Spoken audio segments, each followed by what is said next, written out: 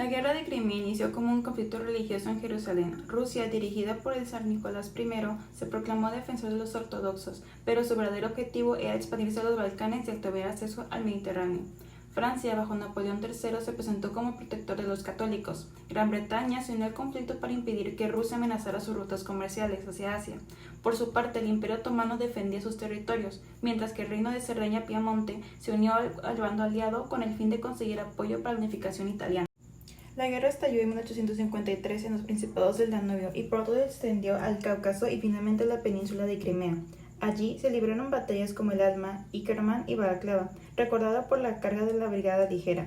El episodio central fue el asedio de Sebastopol, donde se emplearon las trincheras y bombardeos masivos, anticipando la guerra moderna. Finalmente, en 1853, el Tratado de París selló la derrota rusa. Se le prohibió mantener la flota militar en el Mar Negro. La ruptura entre Rusia y Austria debilitó las alianzas y abrió paso a los procesos de unificación de Italia, Rumania y Alemania. La Guerra de Crimea fue un antes y un después en las relaciones internacionales del siglo XIX, debido a que este conflicto demostró cómo las tensiones religiosas y las ambiciones políticas podían escalar y provocar una guerra a gran escala reconfigurando el sistema internacional.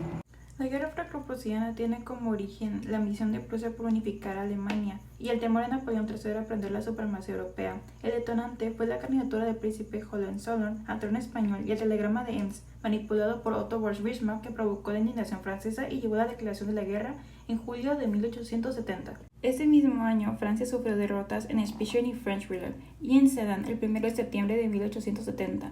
Napoleón III fue capturado con más de 100.000 soldados, lo que provocó la caída del Segundo Imperio y la proclamación de la Tercera República. El episodio central fue el asedio en París, cuando el ejército prusiano rodeó la capital entre septiembre de 1870 a enero de 1871. Los parisinos resistieron hambre, frío y bombardeos constantes, mientras algunos franceses intentaban hostigar al enemigo desde fuera. Tras 4 meses, la ciudad se rindió y Francia aceptó la derrota. El conflicto concluyó con el Tratado de Frankfurt, mayo de 1871, por el cual Francia cedió a Alsacia y Lorena y pagó una enorme indemnización.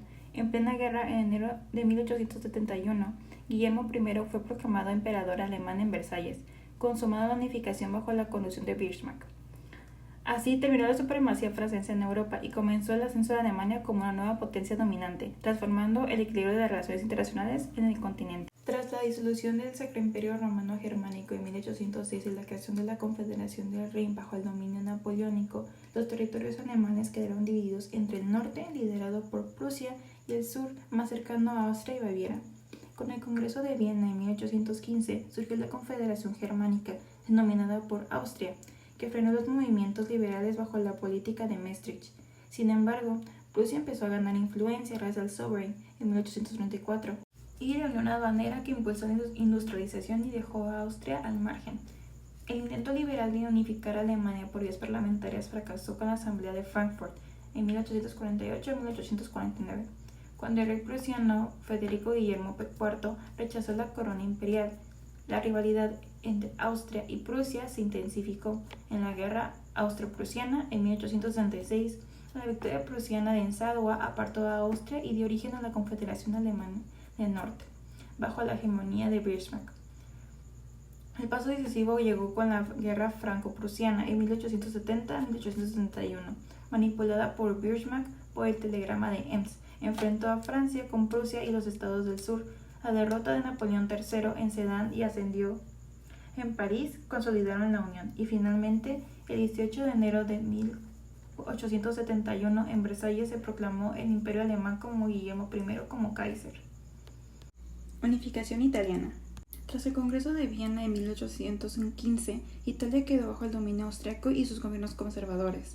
Como respuesta surgieron movimientos como la Joven Italia de Mazzini, que difundió el ideal republicano, aunque sus levantamientos fueron sofocados. En 1848 el nacionalismo se fortaleció, pero dividido. El liderazgo pasó a Bocor y primer ministro de Piamonte Cerdeña, quien con el apoyo de Francia logró la anexión de Lombardía en 1859. Parlamentariamente, Garibaldi conquistó el reino de las dos Sicilias y lo cedió a Víctor Manuel II, proclamado rey en 1861. La unificación se completó con Venecia en 1866 y Roma en 1870, convertida en capital en 1871.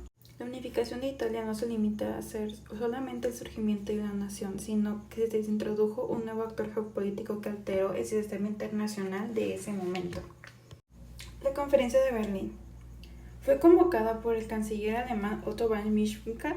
Reunió a 13 países europeos y a Estados Unidos, pero ningún representante africano. Su fin no fue repartir África directamente, sino establecer reglas para evitar choques entre potencias en plena carrera colonial. Se reconocieron zonas de influencia y se garantizó el libre comercio y navegación entre los ríos del Congo y el Níger. Sin embargo, cada país tenía sus propios intereses. Gran Bretaña quería unir el Cairo con la ciudad del Cabo, Francia, Senegal con Djibouti, Portugal, Angola con Mozambique, y Alemania asegurar territorios en el suroeste y Tanganica. Aunque no se fijaron fronteras inmediatas, la conferencia abrió camino para que hacia 1909 el 70% de las fronteras africanas quedaran trazadas por europeos, casi siempre de forma artificial. El mayor beneficiario fue el rey Leopoldo II de Bélgica, quien obtuvo el control personal del Congo, instalando un régimen brutal que causó millones de muertes. En conclusión, la Conferencia de Berlín consolidó la expansión europea en África, negando representación a los pueblos, provocando conflictos que a día de hoy siguen afectando al continente.